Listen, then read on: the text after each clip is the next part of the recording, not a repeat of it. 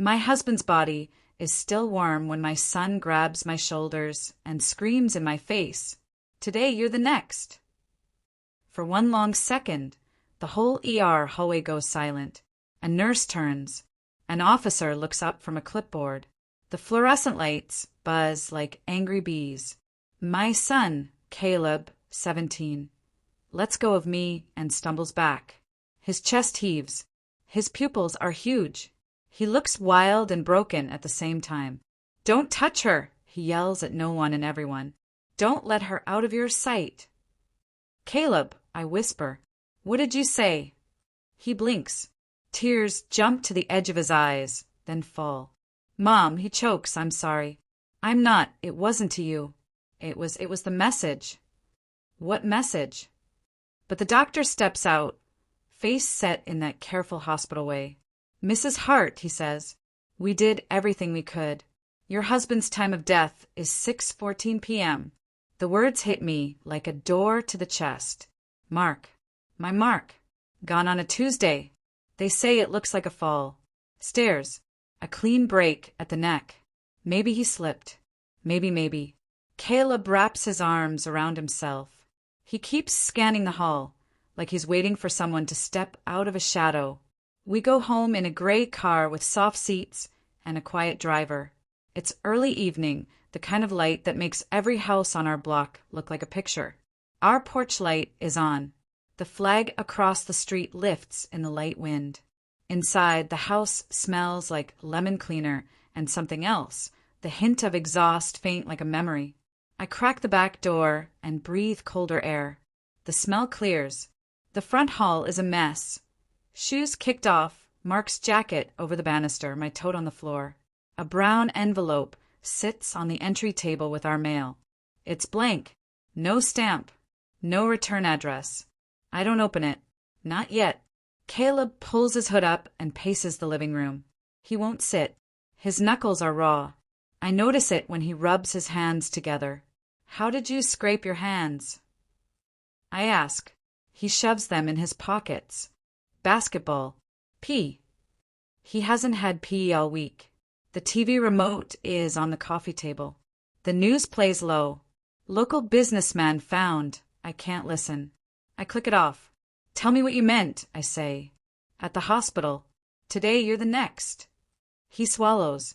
"Dad called me after lunch," he says. I missed it. Then this voicemail came to the landline. Unknown number. A man. Whispering. It said, "One down. Today you're next." He looks at me like he's already let me down. "I ran home. I thought you were in the house. I thought." The room tilts a degree. The skin on my arms pebbles. "Where is it?"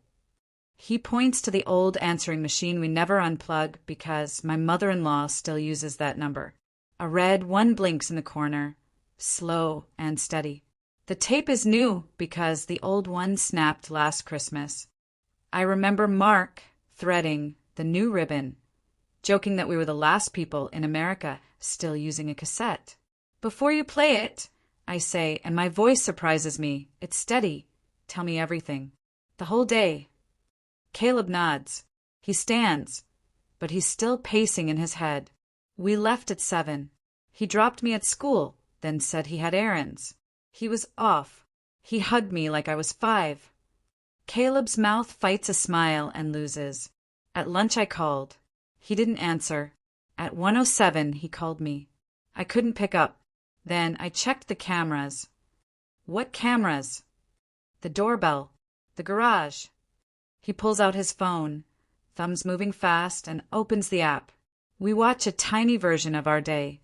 10:31 a.m. Mark walks out with a tool bag. 11:52 a.m.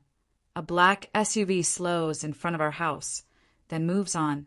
12:03 p.m. The garage door opens, then closes again. No car pulls in. 12:05 p.m. A shadow moves by the side gate we never use.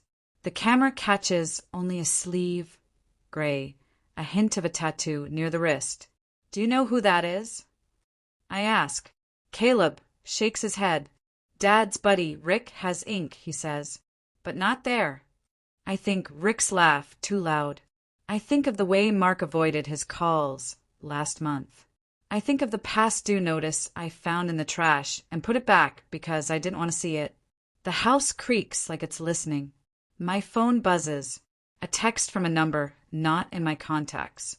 We should talk about what he owed. A second later, tonight, I feel cold again. It creeps in through the back door, or maybe from my bones. Caleb doesn't see the text. He's staring at the envelope on the table now. What's that? I don't know. He reaches for it, then stops. Gloves, he says. We should use gloves. He's watched too many crime shows with his dad. I go to the kitchen and pull a pair of nitrile gloves from under the sink. Mark kept them there for painting, for the gutters, for messy jobs. The box is half full. I slide the envelope open with a butter knife. Inside, a single sheet of paper folded once. I open it on the counter. 3 words. Block letters. Black marker. Pay or pay. Is this a joke? Caleb whispers. It's not funny.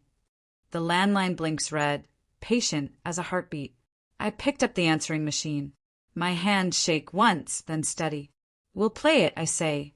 But first, I force my mouth to form the words I promised I would say when the next story comes, because it lets me breathe and tells me I am still in control. Before we continue, please subscribe to the channel and write in the comments about which country you're watching this video from. Enjoy the story. I press the button. Static. A soft click. A man's voice, low and close to the mic, like he's inside our wall. One down, he whispers. Today you're next. The message ends. The machine whirs. The red 1 turns to 0. Caleb's eyes are on me. Mine are on the door. In the porch glass, the flag across the street lifts again. The wind is up. Lock the back, I say. He moves. I pick up Mark's jacket from the banister. Something falls from the pocket and slides under the rug. Small, hard metal against wood. I lift the corner. A key. Brass. New. With a tag I've never seen. On the tag, written in my husband's careful block letters, is one word. Unit. The house seems to lean toward it. And we both know we're not going to sleep tonight. The brass key is cold in my palm. A new cut. Clean teeth. Tag says one word, unit. Caleb stands beside me. Hood up, breathing through his mouth like the air in our house is hard to swallow. The answering machine sits quietly now. The note on the counter stares in block letters. Pay or pay. We don't guess, I say. We look. We start with Mark's desk, the oak one he swore he would organize tomorrow. Bottom drawer, back slot, warranties, dentist reminder, a torn business card for Pierce Street Storage. No unit number. No contract. Just a name and a local number scrawled on the back in Mark's careful print. Ask for Donna. Caleb checks the key again. There's a tiny stamp, he says, squinting. PS 17. Pierce Street. 17. We both looked at the garage door like it hurt us. On the camera, it opened at 12:03 p.m. and closed without a car. Someone used our keypad. Someone who knew a code. My phone buzzes on the counter. Same unknown number as before. You have something of his. Bring it. A second ping. Pierce Street. 10 p.m. Cash. Caleb reads over my shoulder. His jaw tightens. We're not going, he says. We're not going alone, I answer. I dial 911. My voice is steady until I say my name. Then it shakes. The dispatcher is calm, practical, and kind. I told her about voicemail, the text, the note, and the key. I tell her my husband died today, and that a black SUV slowed by our house at noon. I told her my son heard a whisper say, I'm next. She says, stay inside. Lock your doors. An officer will be there in 10 minutes. We lock the doors. We check windows. We shut the side gate with a rusted latch no one uses. Caleb slides the deadbolt onto the back door twice, as if he can make it stronger with extra clicks. Mark's jacket still lies on the banister. I checked the other pocket. A folded receipt. Pierce Street Storage, payment received, Unit 17. Paid through June 30th. Today is the 13th. The name on the card, Mark Hart. The signature is his. The ink is fresh. Lights bloom on our street. A cruiser rolls to a stop in front of the house. A young officer in a navy jacket steps out, Officer King, and keeps his hands visible as he approaches. We tell him everything again, this time slower. He radios the details, leans over the answering machine, plays the voicemail, and says, "We'll pull the number on a warrant, but it sounds like a spoof. We can request a patrol car to circle your block tonight. What about the meeting?" I ask. "Pierce Street, 10 o'clock. He weighs it.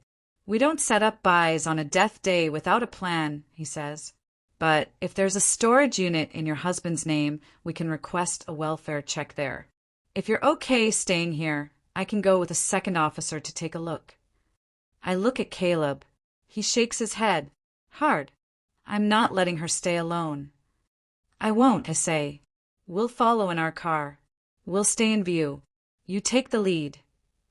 Officer King doesn't love it. He doesn't fight it either. "Text me the number that sent those messages," he says, tapping his phone. "If they text again, don't answer. Just tell me." We leave lights on in the house.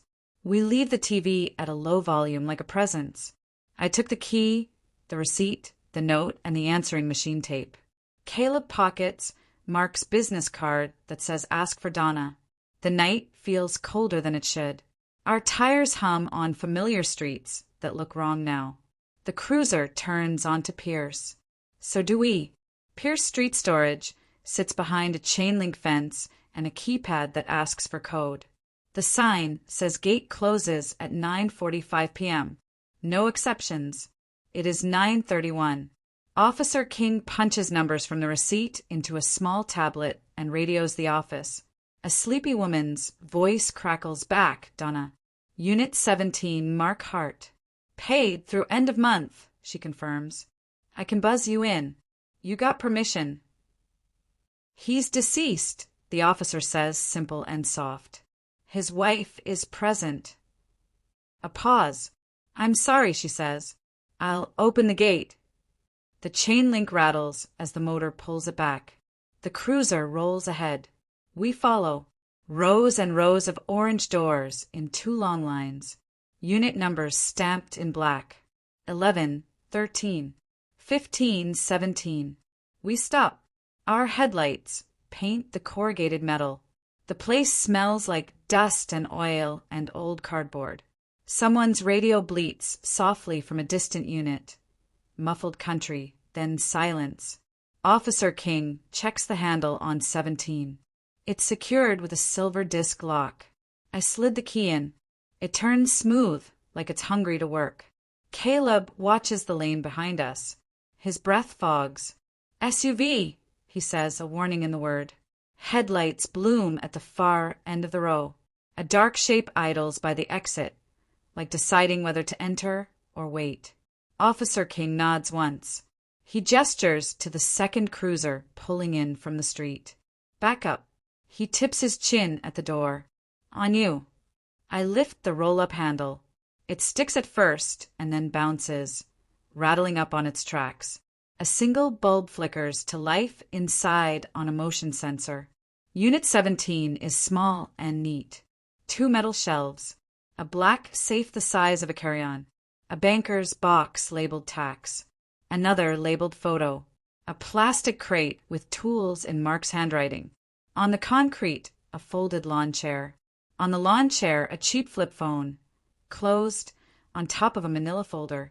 Officer King says, "Stay by the door." He steps inside, careful feet, eyes moving. He picks up the flip phone with 2 fingers. No case. No lock. He opens it. The screen lights blue. 1 new message. He clicks it. "Welcome to the unit." The phone vibrates in his hand. A call.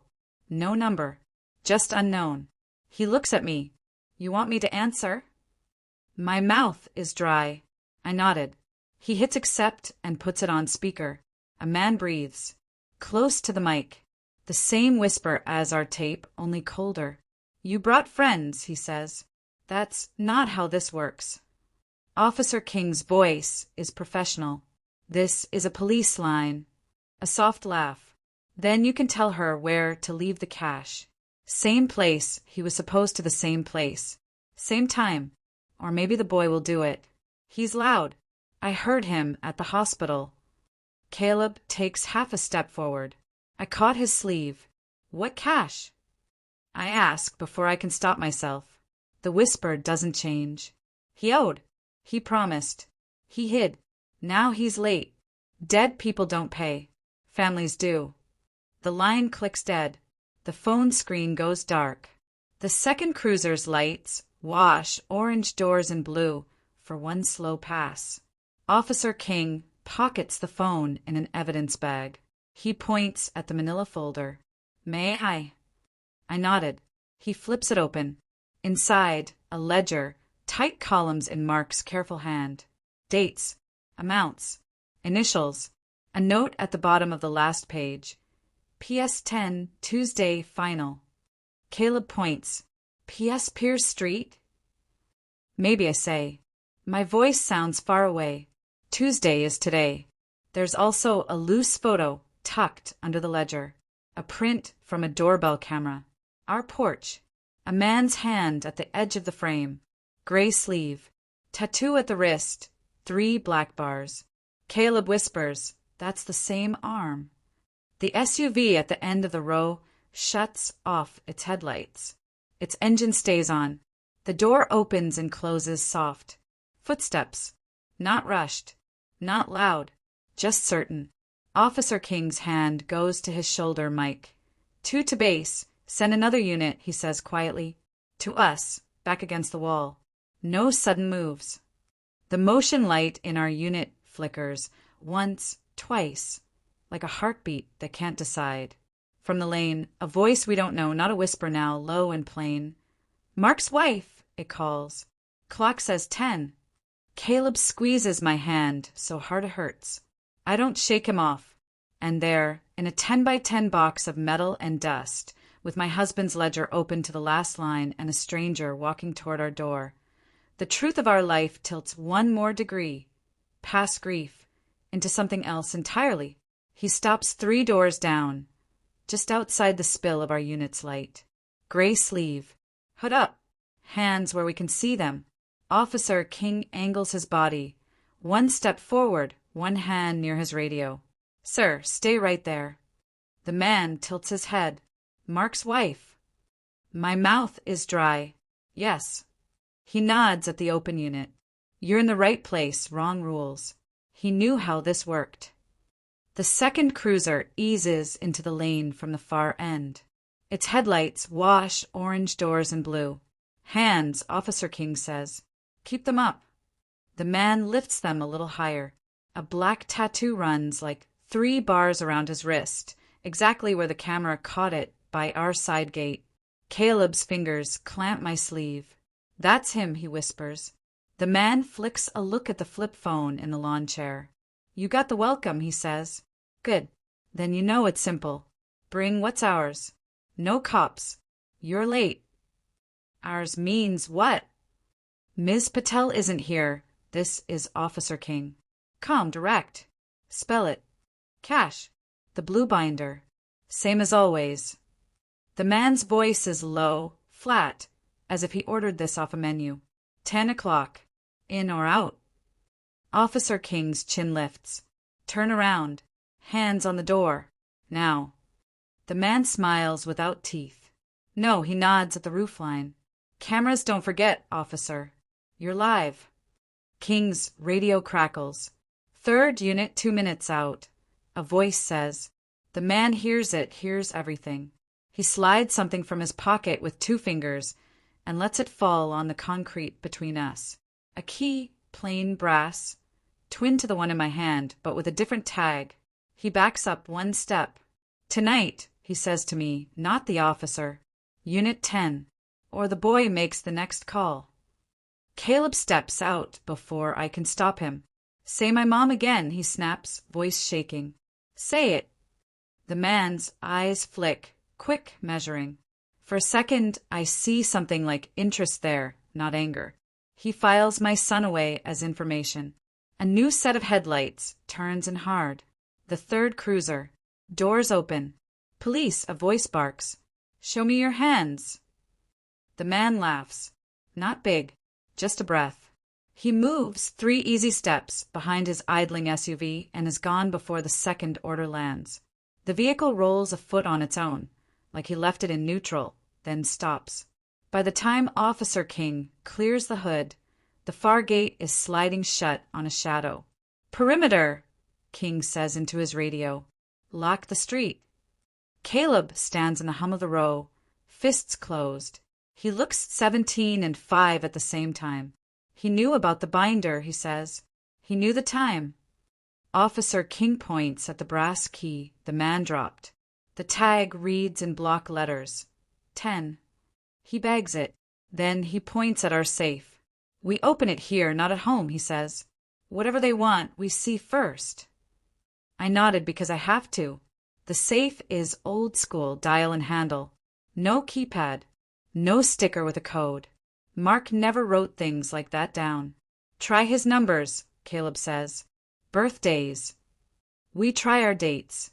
We try to get our address backward. We tried the day we moved in. The dial hisses and clicks like a game that won't be shared. Officer King glances at the tool crate. If he meant you to get in fast, he left you the way. He opens the crate. Wrenches. Tape. A small blue painter's cup.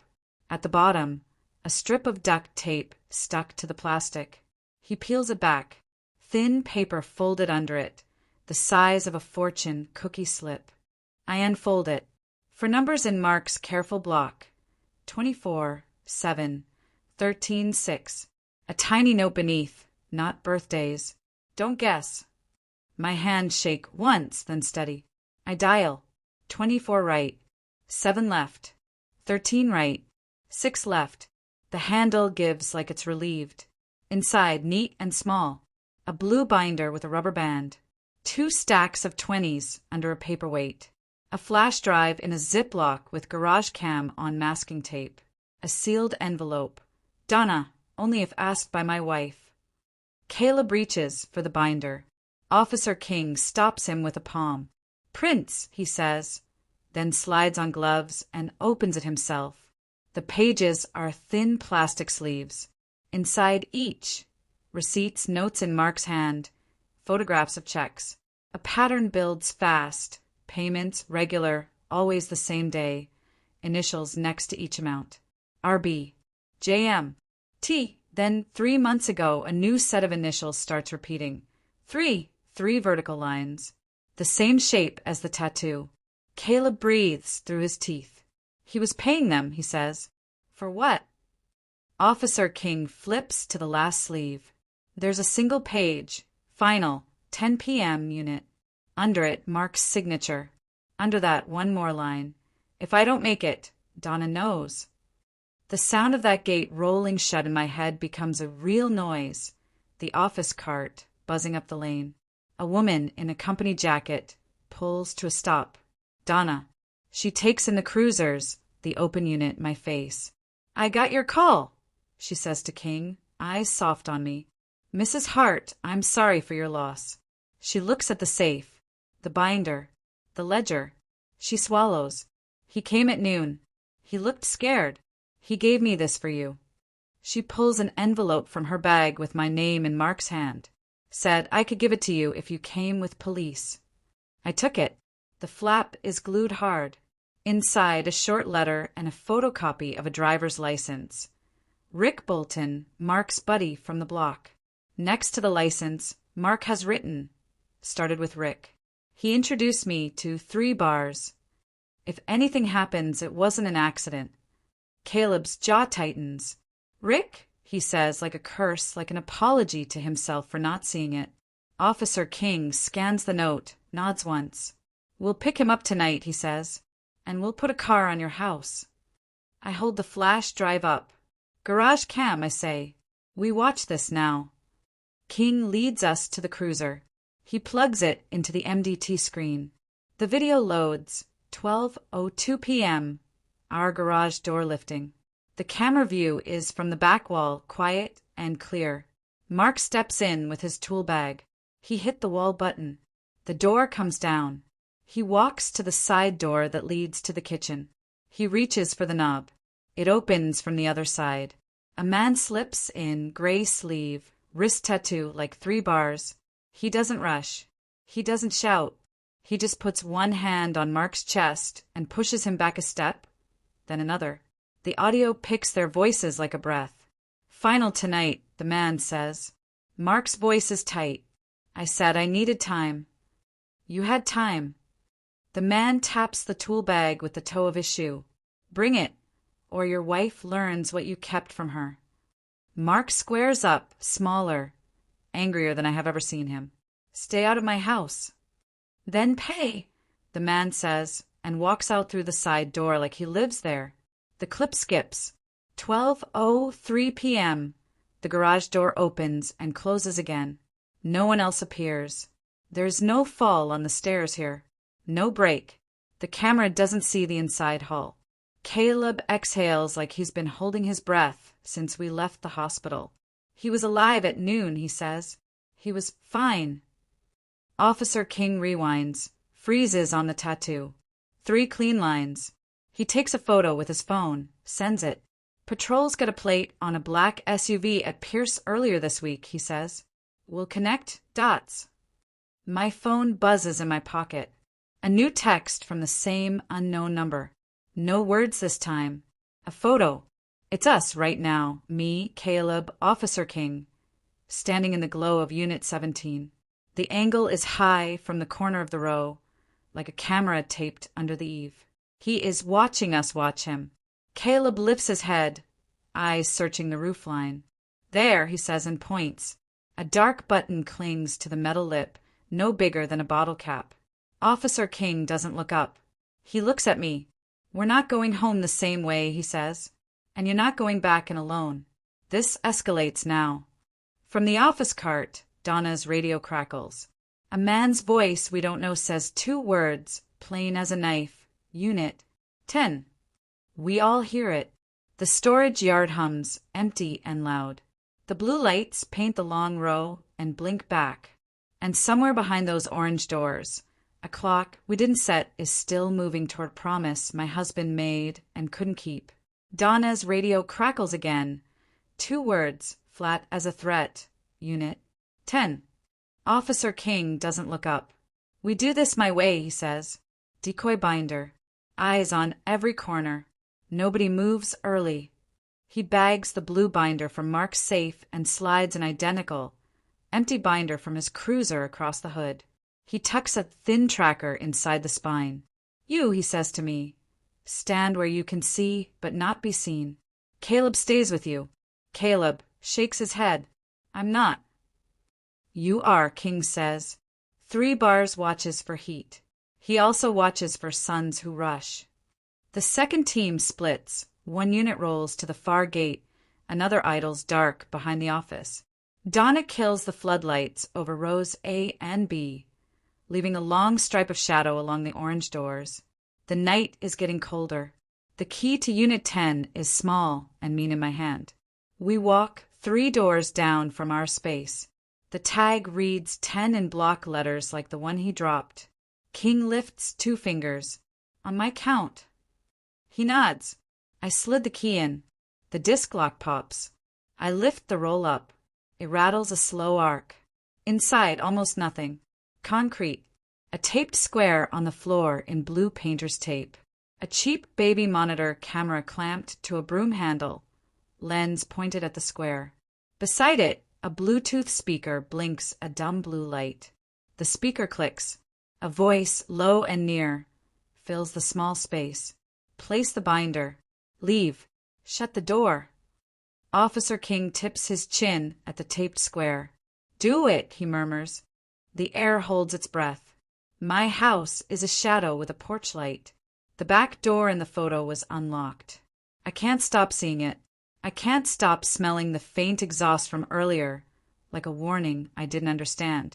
King's whisper in the radio, rear latch tampered. Tool marks. We're going in. A soft clack. The back door is eased. The house swallows them. Silence. Then, a floorboard. A single hard bump. The kind of noise you don't make if you live there. Hands. Show me your hands, snaps from inside. Another voice answers. Not loud. Not fast. Calm and wrong. A thud. Metal on tile. A chair skids. The backyard officers beam, cut through the window like a thin knife. Shadows lurch, then freeze. Clear front, the alley unit barks. The radio crackles once more. Then quiet. It takes 10 seconds for them to text me. It feels like 10 years. King, safe. Come to porch. Slow. My legs forget how to work, then remember. Caleb is already out of the car. We move together, the long way around, hugging hedges. The front door opens to a triangle of police light. Officer King is there. His face is steady. We have one in custody, he says. Kitchen. Hands zip-tied. No weapon on him. 2 cameras disabled. I step inside. The lemon cleaner is stronger now. Also stale coffee. Also sweat. On the counter, my answering machine unplugged and open, ribbon exposed like a tongue. By the spice cabinet, the tiny button cam peeled off and bagged. In the sink, a screwdriver I don't own. The man on the floor sits like he's waiting for a bus. Gray sleeve, 3 black bars on his wrist. Calm eyes that measure the room, the people, the angles. Caleb flinches. He doesn't look away. The detective from earlier, called in fast, picks up a small black square from behind the toaster. Wi-Fi bridge, he says. Piggybacks on your network. He was mirroring your feeds. Officer King holds up a plastic door latch shim. Thin, clear, shaped like a credit card. He practiced, King says. Back door shows 6 attempts. I can't stop studying the edges of my own house. The dull place in the paint by the back door lock. The little pile of drywall, dust on the runner by the stairs. The screws at the bottom of the second step post. Loose, bright, too new. The detective sees where I'm looking. He crouches on the stairs. Don't touch, he says gentle. Photos first. He angels his light. This bracket's been off and on today. The metal dust is fresh. My breath stutters. Mark. Full. The way the doctor said stairs. The way my husband always fixed things tight, never like this. Officer King rises. We'll let forensics talk, he says. But this fits your timeline. The man on the tile watches my face like it's a game. He smiles without teeth. Accidents happen, he says. Debt doesn't. Caleb steps forward. King's palm stops him without looking. The detective pulls the man's wallet, flips it open. The license says Jeremy Cole. There's also a club card for a gym, a hospital visitor sticker from a week ago, and a folded photo of a black SUV with a parking tag. 3 bars, Caleb says. That's you. The man shrugs. People call me many things. King doesn't take the bait. He nods to the alley officer. Units with Mr. Bolton? The radio answers. Contact made at River and 8th. He's in cuffs. Talking already. Good. Rick Bolton. Mark's buddy who wasn't. King turns to me. You okay to hear this? No. Yes. Yes. They sit the man up on a kitchen chair. The zip ties stay. The room is smaller with him in it. The detective keeps his tone flat. You've been in the house before, he says. The man's eyes flick to the spice cabinet, then back. Might have. Today. Public street, the man says. Garage is attached. Doors open. I walk. He trips. I leave. He smiles again. You can't prove gravity belongs to me. The detective doesn't blink. We'll see what your friend says. They process him, quick photos of the tattoo. Hands in paper bag, shoes bag, knee swabbed. They bag the shim, the Wi-Fi bridge, the hidden camera, the open answering machine, the screwdriver with our dust in its teeth. They tag the staircase bracket and close the area off with a thin blue line of tape. Officer King walks me to the sink. He turns the faucet on and off. He stares at the spot where the screwdriver lay, thinking. He wasn't just here to scare you, he says. He was fishing for something else. The binder, I say. The flash drive. King nods once. He watched you find Unit 17. He watched you walk into 10. He came here to get what wasn't in either box. Caleb's voice is soft. He was still in the house when he sent that photo. King nods again, which is how we found him. He got greedy. The detective's phone buzzes. He reads, then looks at us. Rick is singing.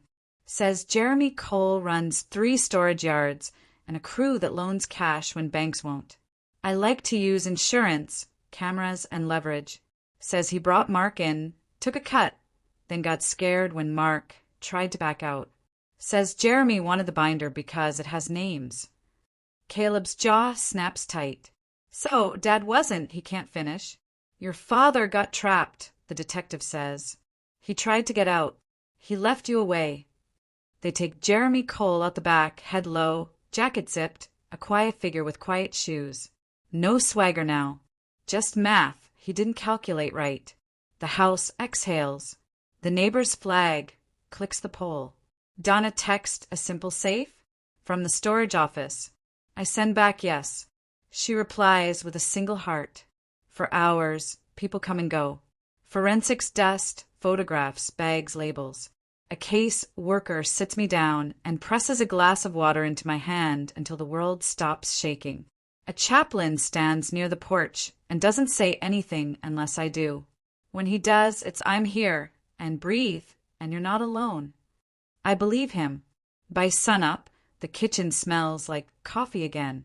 Real coffee, not fear. The stair rail is taped off, but the steps hold my son and me as we sit for a minute and watch light move across the floor. Officer King waits by the door with the patience of someone who knows how long mornings take. He's off shift and still here. Updates, he says. Rick is charged. Jeremy too. We have enough for tampering, burglary, extortion, wire fraud. Medical examiner will reevaluate your husband's fall with what we found. He meets my eyes. I think they'll call it what it is. What is it? I ask. Homicide, he says. The word sits in the air like a weight and a key. He softens his voice. We'll handle court. You handle home. New locks today. We'll install cameras you control. We'll set a patrol for a week. If you hear a noise, don't be brave. Call. I nodded. I don't cry. Not in front of the men who pulled a stranger out of my kitchen and named Gravity. My hands don't shake. I set the empty binder dead center. I lay the paper band, so it looks heavy with money and secrets. I step back, pull the door down to my knees and wait. The speaker, close it. Walk away. King doesn't blink. Leave it half, he says under his breath. Make him work. I let the door hang at waist height. We retreat 2 doors down into the dark seen between units. Caleb is beside me, breath small and fast. 30 seconds of nothing. Then a soft scritch from inside Unit 10. Not the door. Not the speaker. Something on the back wall. Caleb hears it. The hair on his arm stands. A panel at the rear, plywood the color of concrete, shifts a finger's width. A gloved hand slides through the gap from Unit 9 next door. 2 fingers, quick, practiced, hook the binder and drag it backward into the wall. King moves. Now. He and the second officer take 3 fast steps and throw Unit 9's disc lock. It holds. He clamps bolt cutters. 1 bite, too. The shank jumps. The roll-up flies. Unit 9 is not empty. A narrow man with a gray sleeve stands at the back wall, 1 hand on the binder, the other on a wheeled cart with a cutout slot that fits under the shared wall. His wrist tattoo, 3 black bars, flashes and disappears as he pivots. Police! King shouts. Hands! The man runs through the unit, not toward the lane. A side man door at the back blows open to the service alley behind the buildings. He's planning this. He's done it before. The second officer cuts left. King cuts right. Footsteps slap concrete. Donna hits the yard alarm. A siren wails, then cuts. Gates begin to crawl close. I grab Caleb's sleeve. He twists free, 2 steps toward the open door, then stops when he sees King vanish through the gap like a blade. Stay, I say. Please. He does, shaking, fists at his sides. The tracker pings on King's tablet, moving fast behind the back row, then stuttering as the binder hits a wall or a hand. The dot slides toward the east fence. Cut him off at the alley. King barks into his radio. Unit on Pierce, block the back gate. The 3rd cruiser skids into the service street. Tires bite. Doors slam. A voice, hands. Down. A crash answers, metal on metal. And then a clatter. The tracker, dot stops. Seconds stretch like rope. Clear, someone calls. Officer King reappears in the mouth of the unit. Breathing steady, unreadable face. The empty binder hangs from his hand by the rubber band. The tracker blinks, lonely and blue. Where is he? Caleb blurts. Gone, King says. Dropped it and cut through the drainage gap. Too narrow to chase. He holds up the rubber band. But he left us what he wanted to take. Prints. Fibers. A tool mark on that panel. And a good look at his ink. He turns to Donna. Kill every external camera you don't control. We'll sweep for the ones he taped. Donna nods, pale and focused. Already on it. I step into Unit 10. The taped square sits empty, the baby monitor I staring. I picked up the Bluetooth speaker. On the back, written in Sharpie like a joke, HI mark. My stomach is dropping. Officer King takes it, bags it. He wanted you to know he sees you, he says. We're going to make him show more. He points to the lawn chair outside Unit 17. Let's hear the rest of your husband's letter. My hands are steadier than my legs. I unfolded the page Donna gave me. Mark wrote, neat and tired. I made a mistake months ago. Rick brought me into a loan I didn't understand. When I tried to pull out, a man with 3 bars on his wrist started coming around. He calls himself 3. He wanted cash and a binder, his words, insurance both ways. I kept the binder. I thought if I had it, he wouldn't touch you. If you're reading this, I didn't make it to final. Don't bring Caleb. Bring the police. Donna will help. The safe code is 24-7-13-6. I'm sorry. I love you. M. I press the page, flat with my palm. The paper is damp. Maybe my hand. Maybe the night. Officer King's radio snaps. We've got a hit on Rick Bolton. Black SUV, registered to his cousin. He's at a bar off-river and 8th. King looks at me. You ready for this part to end? I am and I'm not. Yes. Then we split, he says. 1 unit escorts you and Caleb home by a different route. We'll sit in a car in your street and another behind. Donna closes the yard and comes in to sign statements. I'm going to have a talk with Rick. Caleb steps in. I'm going with you. No, King and I say together. Caleb swallows it. He nods once hard. We started to move. Doors slam. Gates hum. The storage rows go dark one by one, like someone erasing them with a thumb. My phone buzzes again in my pocket. The same unknown number. I look because I must. Another photo. Our kitchen. Tonight. The picture is slightly tilted, taken from the height of the spice cabinet. The back door is in frame. The lock we slid unlocked in the photo. Caleb sees my face. What? I showed him. He doesn't curse. He doesn't shout. He whispers like in the hospital. Mom. Officer King's voice is already on the radio. All units, Hart residents. Possible entry. Silent approach. No sirens. Now. The world narrows to the sound of the gate rolling open and the thud of my heart in my ears. 3 bars wanted Unit 10. He also wanted us to look the wrong way. We roll out of Pierce Street in a silent convoy. No sirens. No chatter. Just radios clicking low and tires humming. Officer King puts us 2 blocks away, then kills our headlights. Stay in the car, he says. Phone's on silent. If I text one word, down, you duck and don't move. Caleb nods. He looks older in the dark. 2 cruisers ghost up our street from opposite ends. One slips into the alley, another idle behind the neighbor's hedges. King and a second officer move on foot along the fence line. Black jackets melting into boxwood. Caleb touches my elbow. Mom, he says, and his voice is small only for me. You should sleep. I will, I say. Soon. He looks at the spice cabinet. We're throwing that one away, he says, trying to smile. It doesn't land. Not yet. It will. Epilogue 2 weeks later. The house has fewer eyes now. The button that came is gone. The Wi-Fi bridge gone. The back door has a new deadbolt that clicks like a safe. The bracket on the stairs is replaced with a heavier plate and 4 deep screws. Brandon from the earlier story isn't in this world. Here it is our neighbor Earl who helped, and he brought donuts he didn't make. Insurance sent a letter. The DA sent a court date.